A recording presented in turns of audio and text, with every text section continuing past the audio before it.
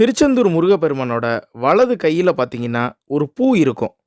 அறுபடை வீடுகளில் உள்ள மற்ற 5 முருகப்பெருமானோட கைகளில் பார்த்தீங்கன்னா இந்த பூ இருக்காது. இந்த பூவுக்கு பின்னாடி ஒரு வரலாறு இருக்கு. திருச்செந்தூரில் சூரசம்ஹாரத்தை முடித்த பிறகு முருகப்பெருமான் பஞ்சலிங்கங்களுக்கு பூஜை செய்கிறாரு.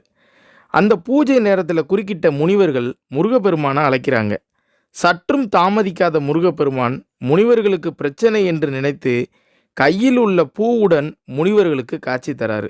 இதனால தான் இன்னைக்கும் அங்கே உள்ள மூலவரோட கையில் ஒரு பூ இருக்குது. மேலும் சிவபெருமான லிங்க வடிவில் பூஜை செய்ததுனால திருச்செந்தூர் முருகப்பெருமானுக்கு பூஜா மூர்த்தின்னு ஒரு சிறப்பு பெயரும் இருக்குது. இது மாதிரி வீடியோக்கள் உங்களுக்கு வேணும்னா மறக்காமல் நமது பக்கத்தை சப்ஸ்கிரைப் பண்ணிக்கோங்க.